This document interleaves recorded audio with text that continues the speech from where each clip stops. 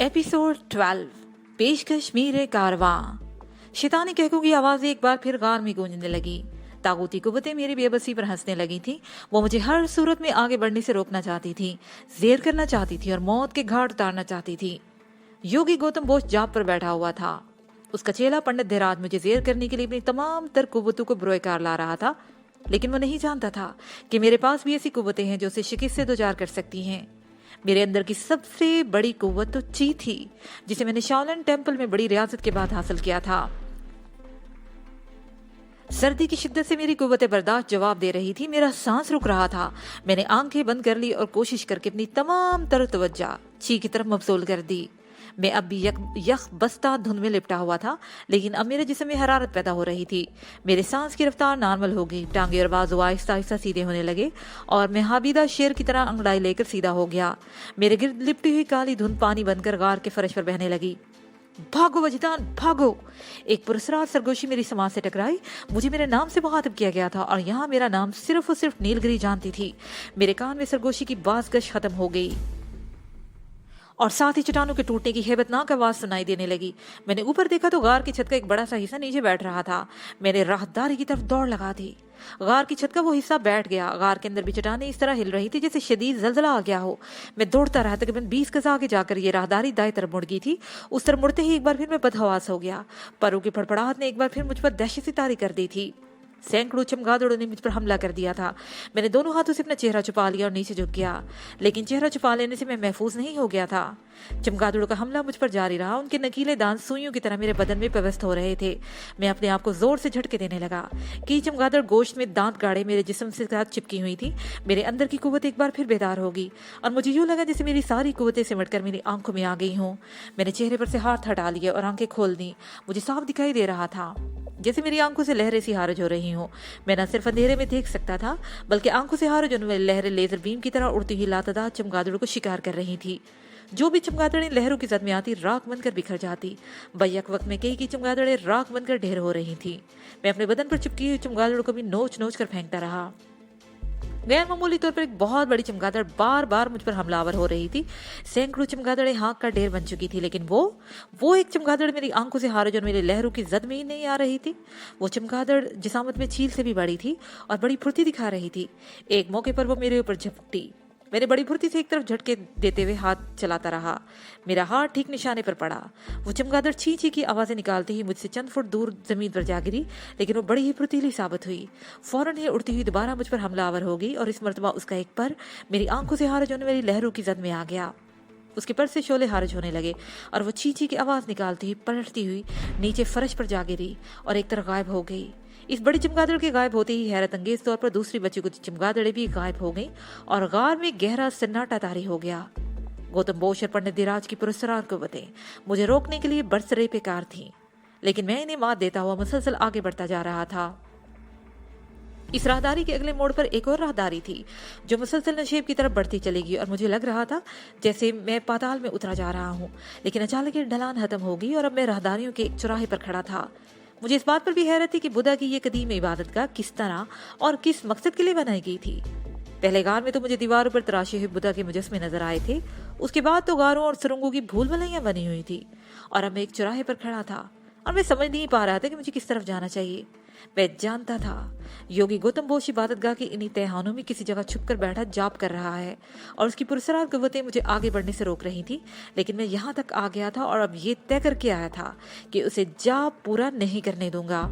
कोई गलत रास्ता मुझे मंजिल से मीलों दूर पहुंचा सकता था, इसलिए बहुत ही एहतियात से रास्ते का इंतखाब करना चाहता था और मैं उस चौराहे पर खड़ा फौरी तौर पर कोई फैसला नहीं कर पा रहा था। नीलगिरी में इन बर्फपोश पहाड़ों के सीने में किसी जगह मौजूद थी, लेकिन गौतम बोस के जाप ने उसे बेबस कर रखा था, उसे हिसार में जकड़ रखा था। जैसे जैसे जाप की तकमील का वक्त करीब आता जा रहा था, उसकी कुव्वत कमजोर पड़ती जा रही थी। मैं उस चौराहे के वक्त में खड़ा ये सब कुछ सोच ही रहा था कि एक आवाज सुनकर चौंक गया। वो आवाज मुझे कुछ जानी पहचानी से लग रही थी, लेकिन समझ में नहीं आ रहा था कि जब वो आवाज समझ में आई तो मैं काम कर रह गया।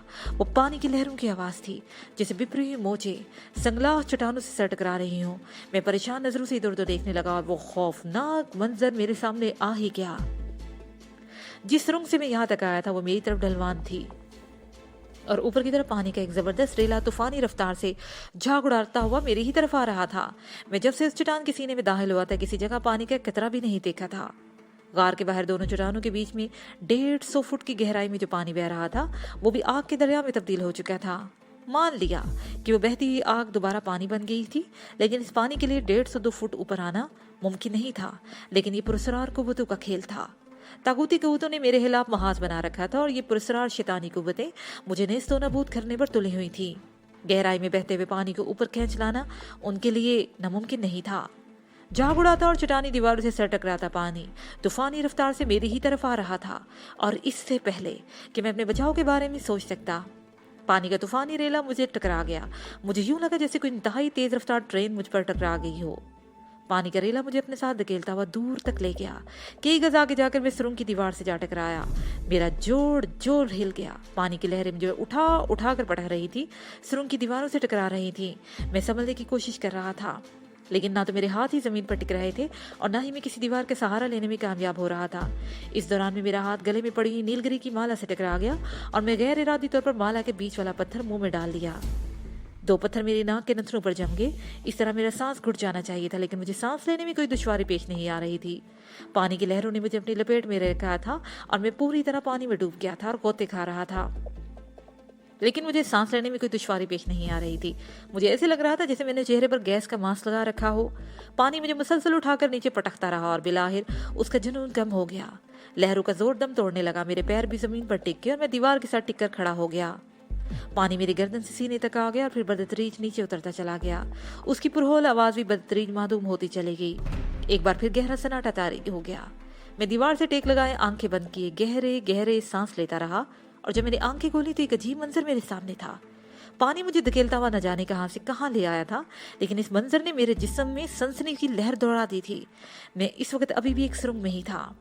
मेरे सामने वाली दीवार में जमीन की सतह से तकरीबन 4 फुट ऊपर खिड़की की तरह एक रास्ता सा बना हुआ था और उसकी दूसरी तरफ रोशनी में मुझे एक मुजस्मे का कुछ हिस्सा नजर आ रहा था। मैं इस खिड़की के सामने पहुंच गया और दूसरी तरफ देखने लगा। उसके साथ ही मुझे सीने में सांस रुकता हुआ महसूस होने लगा। मैं खिड़की पर चढ़कर दूसरी तरफ कूद गया।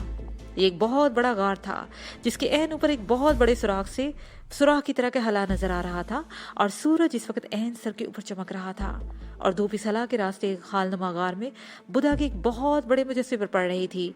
मैं आगे बढ़कर मुजस्मे के सामने आ गया। वो स्माइलिंग बुद्धा था। संतराश ने एक संगलाह चटाक को मुजस्मे में डालने में बड़ी महारत का सबूत दिया था। होंठों की मुस्कुराहट को देखकर तो लगता था जैसे वो जीता जागता इंसान हो। ये मुजस्मा कम से कम 30 फुट ऊंचा जरूर रहा होगा। इसकी मुहित का अंदाजा भी इसी हिसाब से लगाया जा सकता था। छत के हला से धूप ऐन उसके ऊपर पड़ रही थी। मैं कुछ देर उस मुजस्मे को देखता रहा और फिर एकदम पीछे की तरफ पलट गया। मुझे नकरे खनकती हुई हंसी वाज़ेह तौर पर सुनाई दे रही थी, लेकिन वहां कोई नहीं था। मैं चारों तरफ देखने लगा। खनकती हुई हंसी, दबी दबी आवाज मुझे चारों तरफ से आती महसूस हो रही थी। नीलगिरी! मैं चीहा, नीलगिरी तुम कहाँ हो? मैं आ गया हूँ। न जाने मुझे ये क्यों यकीन था कि दबी दबी हंसी की आवाज नीलगिरी की ही थी। पहले वो आवाज चारों तरफ से आती ही महसूस हो रही थी, फिर एक तरफ सिमट गई और मैं गैर इरादी तौर पर उस तरफ बढ़ने लगा जिस तरफ से वो आवाज सिमटी जा रही थी। मैं बुद्धा के मुजस्मे की पिछली तरफ आ गया। धूप अब बुद्धा के मुजस्मे से सिरक रही थी। फिर अचानक ही गार के अंदर अंधेरा सा छा गया। मैं उस आवाज के पीछे चलता रहा। गार के इख्तिताम पर एक मोड़ था और मैं जैसे ही उस तरफ मुड़ा ठटक कर रुक गया। मेरी आंखों ने जो मंजर देखा वो नाकाबिले यकीन था। उस तरफ एक कुशादा गार था जिसके वस्त में एक आग का दायरा था और आग के दायरे के बीच में योगी गौतम बोस जाप पर बैठा हुआ था, बल्कि नहीं, खड़ा था। गौतम बोस एक टांग पर खड़ा था और उसकी कमर में मामूली सा हम भी नहीं था। उसका पेट अंदर को धंसा हुआ था और पसलियां उभरी हुई थी। उसके दोनों हाथ सामने जोड़ रखे थे और दाढ़ी और मूंछों के बाल इस तरह बड़े हुए थे कि मुंह का दहाना तक छुप कर रह गया था। उसके जिस्म पर एक मुख्तसिर सा लंगोट था। उसकी आंखें बंद थी। उसे देखकर लगता था जैसे वो जिंदा इंसान ना हो, बल्कि पत्थर का कोई मुजस्मा हो। पुरस्कार को वो तो पर काबू पाने के लिए किए जाने वाले जाप बड़े ही कठिन होते हैं। बड़ी तपस्या करनी पड़ती है। जितनी बड़ी कुव्वत होगी इसके लिए उतना ही कठिन जाप होगा। नीलगिरी के हसूल के लिए मैंने भी एक जाप शुरू किया था, लेकिन मेरी नीयत में कोई खोट नहीं था, कोई लालच नहीं था, कोई हवस नहीं थी, और कुदरत ने मेरा जाप मुकम्मल होने से पहले ही मुझे नीलगिरी के करीब पहुंचा दिया था। और गौतम बोश, वो भी नीलगिरी के हसूल के लिए ही जाप कर रहा था। उसकी नीयत में खोट थी, हवस थी, उसे तवील और कठिन रास्ता इख्तियार करना पड़ा था। यह आखिरी मरहले का कठिन तरीन जाप था, जिसे मुकम्मल होने में सिर्फ 2 दिन बाकी रह गए थे, और मुझे यकीन था कि वो कुछ खाए पिए बगैर 32 दिनों से इस तरह एक टांग पर खड़ा रहा होगा। इसका मतलब ये था कि उसने पहले भी ऐसे जाप कर रखे थे, जिनकी कुव्वत उसे खाने पीने और नींद वगैरह की जरूरत से बेनियाज कर दिया था। मेरे और गौतम बोश के दरमियान चंद फुट का फासला था। आम हालात होते तो मैं बड़े इत्मीनान से उसकी गर्दन मरोड़ देता, लेकिन अब ऐसा नहीं कर सकता था। उसे अपने गिर्द एक मजबूत हिसार खींच रखा था। वो महसार का दायरा नहीं था, तागूती कुव्वतों का चक्कर था, जिसे उसे अपनी हिफाजत में ले रखा था, और चक्कर को तोड़ना आसान नहीं था। मैं 2 कदम आगे बढ़ गया। उसी लम्हे दब की आवाज से कोई चीज मेरे ऊपर गिरी। मैं उछलकर पीछे हट गया। मेरी आंखों में वहशत सी फैलती चली गई। वो काली देवी थी, हिंदुओं की काली माता, जिसे तबाही और बर्बादी की देवी समझा जाता है। उसकी विष्णुदी हासिल करने के लिए, उसके कहर से बचने के लिए, उसके चरणों में इंसानी जानों की भेंट भी दी जाती है, और गौतम बोश ने उससे अपनी मदद के लिए बुलाया था। काली देवी बरहना थी। उसके ऊपर उठे हुए एक हाथ में तेगा था, इसे खून टपक रहा था। दूसरे हाथ में एक इंसानी खोपड़ी थी, जिसके बाल उसकी मुट्ठी में जकड़े हुए थे। उसके गले में मोटे मोटे स्याह मोतियों की एक माला थी, और पीतल के खुश पत्तों का एक हार था। इन्हीं पत्तों की एक झालर उसकी कमर पर भी लिपटी हुई थी। काली की फटी फटी सी आंखों में वहशत थी, जुबान बाहर कर निकली हुई थी। उसके होंठों से भी होंठ टपक रहा था। वापस चला जा मूर्ख, मेरे पुजारी को तंग ना कर, उसे अपना जाप पूरा करने दे। ये सरगोशियाना आवाज बार बार मेरी समाज से टकरा रही थी। काली मुझे वार्निंग दे रही थी, खबरदार कर रही थी, मुझे नेस्तो नाबूद कर देने की धमकी दे रही थी। लेकिन मैं किसी की धमकी से मरूब होने के लिए यहाँ नहीं आया था। मैंने हिंदुस्तान के मंदिरों में काली के बहुत सारे मुजस्मे देखे थे। हर जगह उसका यही रूप था, और इसी खौफनाक रूप में मुझे डराने के लिए वो यहाँ आ गई थी। मेरे रास्ते से हट जा काली, मैंने चीख कर कहा। मैं जानता हूँ तुम्हारी तरह बहुत सारी शैतानी कुव्वतें इस राक्षस की पुष्पनाही पर हैं, लेकिन मेरी तुमसे कोई दुश्मनी नहीं। तुम्हारी कुव्वत को शिकस्त देकर मैं तुम्हें शर्मिंदा नहीं करना चाहता, इसलिए मैं आखिरी मर्तबा कहता हूँ कि मेरे रास्ते से हट जा। गुस्ताख, गुर्राती हुई आवाज मेरी समाज से टकराई। मुझे धमकी देता है? मैं तुझे तबाह बर्बाद कर दूंगी। आखिरी मर्तबा कहती हूँ, मेरे रास्ते से हट जा। मैं उसकी आंखों में आंखें डाले देखता रहा। उसकी अंगारे बरसाती ही सुर्ख आंखों में भी होंठ टपकता हुआ महसूस हो रहा था। एक आम आदमी के लिए ये मंजर भी बड़ा ही खौफनाक हो सकता था।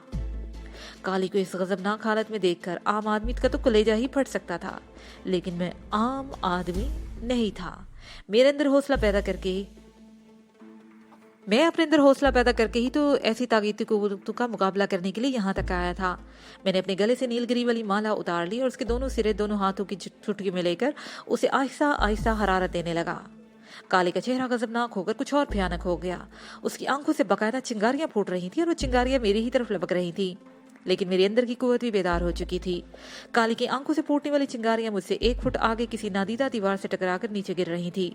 काली के हलक से खौफनाक आवाज निकली। यह आवाज बादलों की गरज की तरह कार में फैल गई। एक लम्हे को तो मैं भी दहल गया, लेकिन मैंने फौरन ही अपने आप को संभाल लिया। काली का तेगे वाला हाथ हरकत में आया। उसने पूरी कुव्वत से मुझ पर हमला कर दिया। मैंने बड़ी फुर्ती से दोनों हाथों में पकड़ी हुई नीलगिरी की माला सामने कर दी। काली का तेगे वाला हाथ पूरी कुव्वत से माला से टकराया और फिर फजा थर्रा कर रह गई। लगा था जैसे आसमानी बिजली आपस में टकरा गई हो। ऐसे खौफनाक कड़ाके की आवाज मैंने पूरी जिंदगी कभी नहीं सुनी थी, और ऐसी चमक मैंने पहले कभी पूरी जिंदगी देखी भी नहीं थी।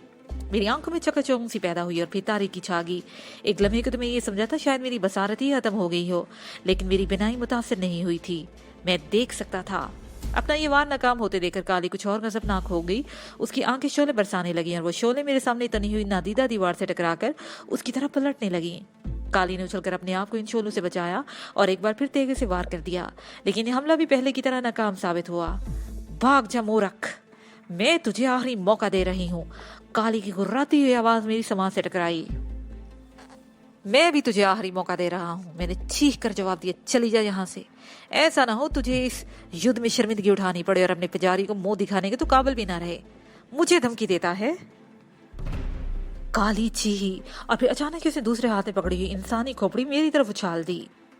किसी नादीना कुव्वत ने मुझे एक तरफ धकेल दिया। मैं खड़ा होकर पहलू के बल जमीन पर गिरा और फिर इंसानी खोपड़ी जन्नाटे की आवाज से मेरे ऊपर से गुजरती हुई सामने वाली दीवार पर लगी। एक कान फाड़ धमाका हुआ और दीवार के वो पत्थर टूटकर नीचे गिरने लगे। ऐसा लगता था जैसे कोई बहुत ही पावरफुल रॉकेट फायर किया गया हो। काली एक बार फिर अपनी तेजी से हमलावर हुई, लेकिन इस मर्तबा वो हमला नहीं कर सकी। उसका हाथ इस तरह रुक गया जैसे किसी ने उसे पकड़ लिया हो। मैं एक झटके से उठकर खड़ा हो गया। इस हमले को इस तरह नाकाम होते देखकर काली की आंखों की दहशत कुछ और बढ़ गई थी। ये मेरे लिए एक अहम मौका था। मैंने भी जवाबी हमला किया। मेरी आंखों से अंगारे बरसने लगे, बल्कि यूं लग रहा था जैसे किसी ऑटोमेटिक राइफल से मुसलसल फायरिंग की जा रही हो। काली उछल उछल कर अपने आप को बचाती रही, लेकिन वो कामयाब नहीं हो सकी।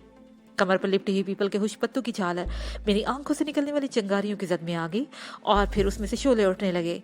काली नाचने लगी। उसके मुंह से खौफनाक चीखें निकल रही थी। वो भागना चाहती थी, लेकिन उसे कोई रास्ता नहीं मिल रहा था। वो जिस तरफ भी जाती किसी नादीदा दीवार से टकरा जाती। उसका बदन अब पूरी तरह शोलों की लपेट में था। उसका मांस जल रहा था। वो जलने की बू पूरे कार में फैल रही थी। काली निढाल होकर नीचे गिर पड़ी। उसके बदन से उठने वाले शोले मान पड़ने लगे और उसके साथ ही काली की हैयत भी बदलने लगी। चंद सेकंड के बाद वो एक मादा भेड़िए की जली हुई लाश मेरे सामने पड़ी थी। उसके गले सड़े बदन को देखकर मुझे कराहियत सी महसूस होने लगी। अब सारी बात मेरी समझ में आ गई थी। ये काली नहीं थी। गौतम बोस या उसके चीले पंडित देराज ने मुझे खौफजदा करने के लिए अपनी किसी बैर यानी मौक्कल को काली के भेष में मेरे सामने भेजा था। वो मुझे तबाह करने आया था, लेकिन खुद इस तरह बर्बाद हो गया कि उसे देखकर ही घिन आने लगी थी। मैंने नीलगिरी की माला दोबारा अपने गले में डाल ली और इधर उधर देखने लगा। ये बहुत ही जबरदस्त हंगामा हुआ था, लेकिन चंद कदम के फासले पर खड़े हुए गौतम बोस के इस तकराक में कोई फर्क नहीं आया था। वो अब भी बराबर एक टांग पर बिल्कुल इसी तरह सुकून के साथ खड़ा था। उसकी पोजीशन में कोई फर्क नहीं आया था। अलबत्ता उसकी मूंछों के बाल से नीचे से होंठों की हरकत को वाज़ेह तौर पर महसूस किया जा सकता था। मैं 2 कदम आगे बढ़ा, लेकिन इस तरह लड़खड़ा गया जैसे किसी चीज से मेरे पैर उलझ के हो। मेरा तवाज़ुन बिगड़ गया। इससे पहले कि मैं गिर पड़ता, किसी ने मुझे सहारा देकर संभाल लिया और मुझे ये देखकर हैरत का शदीद झटका लगा कि वो एक जवान और खूबसूरत लड़की थी, बेहद हसीन। उसकी उम्र 17-18 साल से ज्यादा नहीं होगी। दराज कामत, सडोल और गुदास जिसम, उसका सीना कड़ी कमान की तरह बना हुआ था। उसका लिबास भी ऐसा था जिसे लिबास नहीं कहा जा सकता था। उसकी मोटी मोटी आंखों में सितारों जैसी चमक और सुर्ख होंठों पर बड़ी ही दिलफरेब मुस्कुराहट थी। मेरे जहन में नीलगिरी का ख्याल उभरा। उसके चेहरे के नकुश तो मेरे दिल पर नक्श थे। ये चेहरा उससे मुख्तलिफ था, लेकिन मैंने इस पर ज्यादा तवज्जो नहीं दी। नीलगिरी एक महान कुव्वत थी। कोई भी रूबा इख्तियार करने पर कादिर हो सकती थी। हो सकता है इस वक्त किसी मसलहत के तहत वो अपनी असल शक्ल में सामने ना आना चाहती हो और किसी और हसीना के रूप में मेरी मदद को आ गई हो और उसे मुझे गिरने से बचा लिया हो। आओ मेरे साथ आओ, तुम थक गए होगे, थोड़ा आराम कर लो। उस तरफ वहां एक सुरीली सी सरगोशी मेरी समाज से टकराई। उसके साथ ही उसने आंख से एक तरफ इशारा किया। वो मेरे साथ चिपकी हुई थी। एक हाथ उसने मेरी कमर में हमाल कर रखा था और दूसरे हाथ से मेरा एक हाथ पकड़ रखा था। मैंने नजरें झुकाकर उसकी तरफ देखा।